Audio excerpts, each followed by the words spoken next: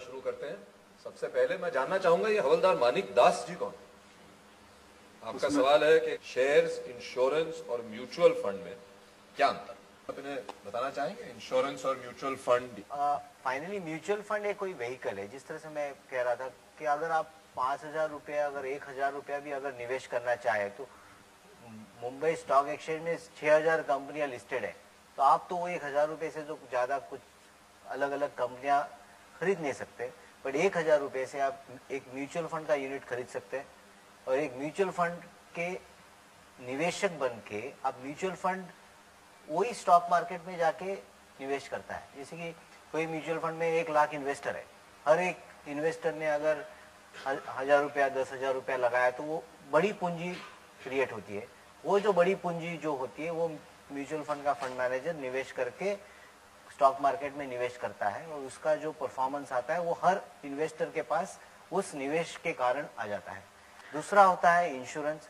Insurance में आपके पास basically आपको कुछ लाइफ इंश्योरेंस मिलता है, जैसे कि आपके अगर बाय चांस आपकी अगर आप एक्सपायर हो तो आपकी फैमिली को ऑन योर डेथ कुछ पैसा मिल सकता है। तो वो भी एक इन्वेस्टमेंट प्रकार का व्हीकल है, बट उस इन्वेस्टमेंट में आपको एक इंश्योरेंस भी मिलता है, जबकि म्यूचुअल फंड में इंश्योरेंस नहीं मिलता है, सिर्फ रिटर्न मिलता है।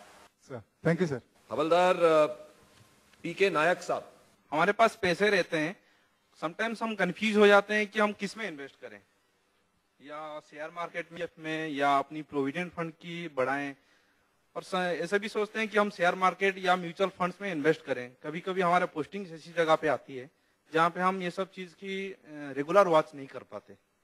तो can you give the best option to invest the money? Thank you जी। आपको मैं 2 चीज बताना चाहूंगा। एक तो आपको आज के दिन में कहीं भी पोस्टिंग हो, अगर आपके पास इंटरनेट कनेक्शन है तो इंटरनेट के जरिए आप सारा दुनिया का सब चीज ट्रैक कर पाएंगे। बहुत सारे ब्रोकिंग कंपनीज ऐसे हैं जो सारा इंफॉर्मेशन ऑनलाइन प्रोवाइड करता है, तो अगर आप उनके सदस्य बन जाएंगे, उनके कस्टमर बन जाएंगे, तो सारा इंफॉर्मेशन, इन्वेस्टमेंट सब आप कहीं भी दुनिया के रहे कर पाएंगे ऑनलाइन। दूसरा एक सवाल आपका है कि क्या करें, कंफ्यूज हो जाते हैं किस में इन्वेस्ट करें। मेरे ख्याल से कंफ्यूजन की कोई ज़रूरत नहीं है आपके लिए। एक आपको रेगुलर इनकम चाहिए होगा, वो मंथली इनकम स्कीम हो या कुछ भी जहाँ से रेगुलर इनकम मिले। दूसरा एक होता है कि आपको लॉन्ग टर्म, एक लड़के की पढ़ाई के लिए चाहिए, लड़की के शादी के लिए चाहिए, या घर बनाना है, या रिटायरमेंट के लिए 10-15 साल 20 साल बाद आपको वो पैसा चाहिए होगा, तो उसके लिए थोड़ा थोड़ा एलोकेशन हमेशा करना चाहिए। और तीसरा एक होता है कि इंटरिम नीड, कि अगर अचानक कुछ जरूरतें आ गई हैं तो इन दोनों के बीच में एक बिल्कुल लिक्विड, एक थोड़ा फिक्स्ड तरह, इनके बीच में एक हिस्सा होता है, उसके लिए एक रकम रखना चाहिए। तो बिल्कुल लॉन्ग टर्म के लिए आपके लिए शायद इंश्योरेंस की यूलिप कि 15-20 साल बाद आप पैसा लेंगे, कहीं यूलिप में इन्वेस्ट कर दिया, बस छोड़ दिया। मैंने एक प्लॉट चूज किया था, एक प्लॉट लिया था 1,90,000 का, वो अभी मेरे को 8 लाख का रिटर्न दे रहा है। 2005 में परचेज किया था। अभी मैं एक और प्लॉट परचेज करना है तो मेरे को 2 लाख रुपए लगाने हैं दूसरे सिटी में, और यदि इसी के ऊपर घर बनाता हूँ तो 2 लाख रुपए में घर तो नहीं बनेगा।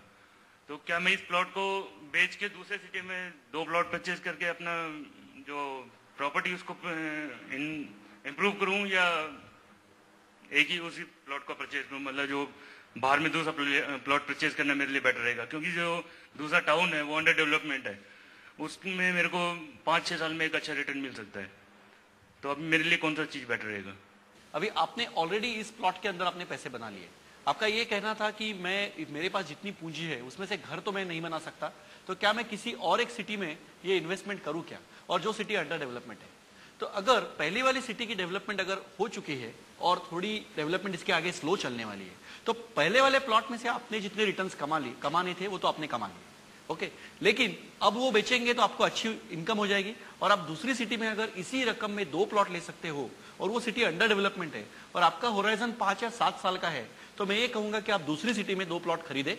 लोकेशन एनालिसिस जो है वो कैसे किया जाता है, ये पहला पार्ट है। और दूसरा पार्ट ये है कि हम फौज में रहते हुए कई जगह पोस्टिंग पे जाते हैं, तो जो रियल एस्टेट खरीद लेते हैं उसकी सिक्योरिटी कैसे इंश्योर करें? ओके, ये सवाल काफी अच्छा अहम आपने पूछा कि रियल एस्टेट में 3 बार लोकेशन लोकेशन लोकेशन लिखा, तो वो क्यों लिखा?